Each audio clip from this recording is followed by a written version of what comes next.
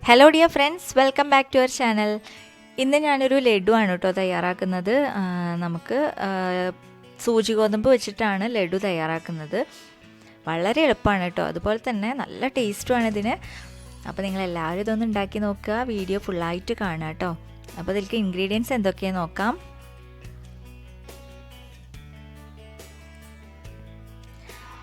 അപ്പോൾ ആദ്യം തന്നെ നമുക്ക് സൂചി ഗോതമ്പ് നന്നായിട്ടൊന്ന് കഴുകി ഒന്ന് വറുത്തെടുക്കാം. വെള്ളമൊക്കെ വാർത്ത് കളഞ്ഞിട്ടുണ്ട് കേട്ടോ.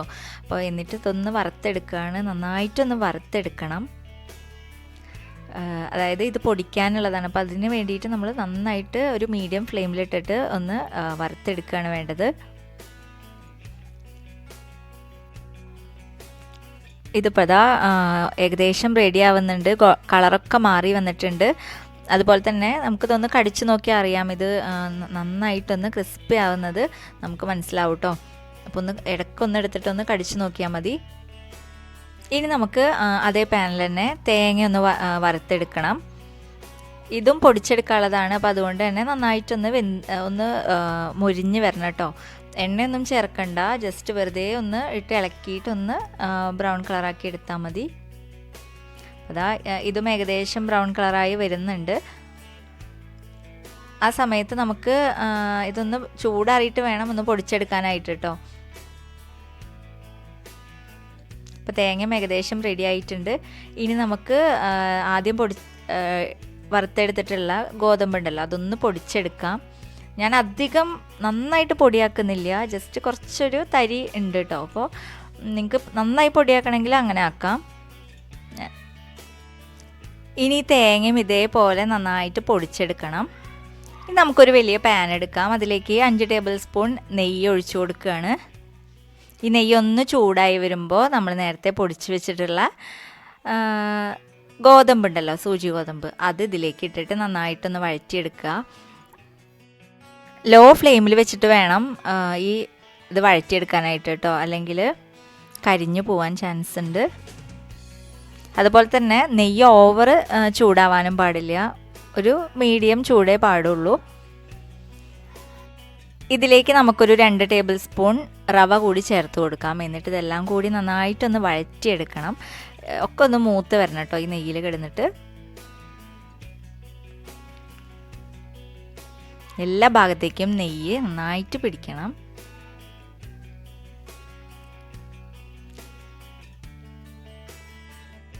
ഇപ്പോൾ ഈ റവയും അതുപോലെ തന്നെ ഗോതമ്പും നന്നായിട്ട് മൂത്ത് വന്നിട്ടുണ്ട്. ഇതിലേക്ക് നമ്മൾ നേരത്തെ പൊടിച്ച് വെച്ചിട്ടുള്ള തേങ്ങ ചേർത്ത് കൊടുക്കുക, നന്നായിട്ടൊന്ന് ഇളക്കി കൊടുക്കുക. അതുപോലെ തന്നെ പൊടിച്ച പഞ്ചസാര ഉണ്ടല്ലോ, അത് നിങ്ങളുടെ ആവശ്യത്തിനനുസരിച്ച് ചേർക്കുക കേട്ടോ. 3/4 കപ്പൊക്കെ ആകുമ്പോൾ അത്യാവശ്യം നല്ല മധുരമുണ്ട്. അപ്പോൾ നിങ്ങൾക്ക് മധുരം അധികം വേണ്ടാന്നുണ്ടെങ്കിൽ ഒരു 1/4 കപ്പൊക്കെ ഇട്ടാൽ മതി കേട്ടോ. ഇത് എല്ലാം കൂടി നന്നായിട്ട് മിക്സ് ചെയ്യുക. ഒരു മീഡിയം ഫ്ലെയിമിൽ തന്നെ ഇട്ടിട്ട് മിക്സ് ചെയ്താൽ മതി കേട്ടോ. ഓവർ ഫ്ലെയിം ആവരുത്. ഹൈ ഫ്ലെയിം ആയിട്ടുണ്ടെങ്കിൽ കരിഞ്ഞു പോവും, അപ്പോൾ ടേസ്റ്റ് ഉണ്ടാവില്ല. ഇതെല്ലാം കൂടി നന്നായിട്ടൊന്ന് മീഡിയം ഫ്ലെയിമിലിട്ടിട്ട് ഒന്ന് നന്നായിട്ടൊന്ന് ഇളക്കി കൊടുക്കുക. ഇനി നമുക്ക് പാൽ ഒഴിച്ചു കൊടുക്കാം കേട്ടോ. പാല് ഇതൊന്ന് നനയാൻ ആവശ്യത്തിനുള്ള പാലാണ്. നമുക്ക് ഉരുട്ടിയെടുക്കുമ്പോൾ കിട്ടാൻ വേണ്ടിയിട്ടാണ് ഈ പാൽ ഒഴിച്ചു കൊടുക്കുന്നത്. അപ്പോൾ അതാ എല്ലാം കൂടി നന്നായിട്ടൊന്ന് ഇളക്കി കൊടുക്കുക. ഇപ്പോൾ ആവശ്യത്തിന് നനവായിട്ടുണ്ടെങ്കിൽ നമുക്ക് നിർത്താം കേട്ടോ പാലൊഴിച്ച് കൊടുക്കണം. ഞാൻ ഏകദേശം ഒരു 1/2 കപ്പ് പാലൊഴിച്ച് കൊടുക്കുന്നുണ്ട്. ഇതൊന്ന് ചൂടായി കഴിഞ്ഞാൽ നമുക്കിത് ഓഫ് ചെയ്യാം. എന്നിട്ട് എല്ലാ ഭാഗത്തേക്കും ഒന്ന് ഇതാക്കിയിട്ട് കുറച്ചൊന്ന് ചൂടാറാൻ വയ്ക്കാം. ചൂടാറിയതിന് ശേഷം നമുക്ക് ഇതൊന്ന് ഉരുളാക്കിയെടുക്കാം കേട്ടോ. ഇപ്പം നനവൊക്കെ നന്നായിട്ട് ആയിട്ടുണ്ട്. ഇനി നമുക്കിത് ചൂടാറാൻ വേണ്ടി മാറ്റി വയ്ക്കാം. ചൂടാറിയതിന് ശേഷം നമുക്ക് നമ്മൾ വലുപ്പത്തിനനുസരിച്ച് ഉരുള പിടിച്ചു കൊടുക്കാം. വളരെ എളുപ്പമാണ് കേട്ടോ അത് ഉണ്ടാക്കാനായിട്ട്. അതുപോലെ തന്നെ നല്ല ടേസ്റ്റും ഉണ്ട്. എല്ലാവരും കുട്ടികൾക്കൊക്കെ നല്ല ഇഷ്ടമാവും. മധുരം മാത്രം നിങ്ങളൊന്ന് ശ്രദ്ധിച്ചാൽ മതി.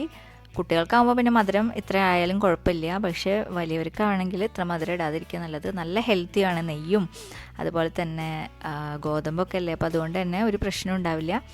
അപ്പോൾ എല്ലാവരും ഒന്ന് ഉണ്ടാക്കി നോക്കുക കേട്ടോ. ഉണ്ടാക്കി നോക്കി നിങ്ങളുടെ അഭിപ്രായങ്ങളൊക്കെ അറിയിക്കുക. അതുപോലെ തന്നെ വീഡിയോ ഇഷ്ടപ്പെടുകയാണെങ്കിൽ ലൈക്ക് ചെയ്യാൻ മറക്കരുത്.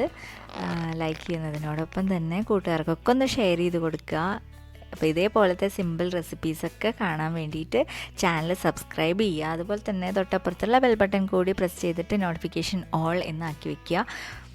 അപ്പോൾ ഓൾ എന്ന് പ്രസ് ചെയ്യുമ്പോൾ ഞാനിടുന്ന വീഡിയോസ് നിങ്ങൾക്ക് അപ്പം തന്നെ കാണാൻ പറ്റും.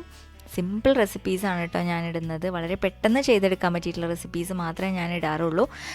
അപ്പോൾ ഇനി അടുത്ത വീഡിയോയിൽ കാണാം. അടുത്തൊരു സിമ്പിൾ റെസിപ്പി ആയിട്ട് കാണാം. അപ്പോൾ എല്ലാവരും സേഫായിട്ടിരിക്കുക, ഹെൽത്തി ആയിട്ടിരിക്കുക.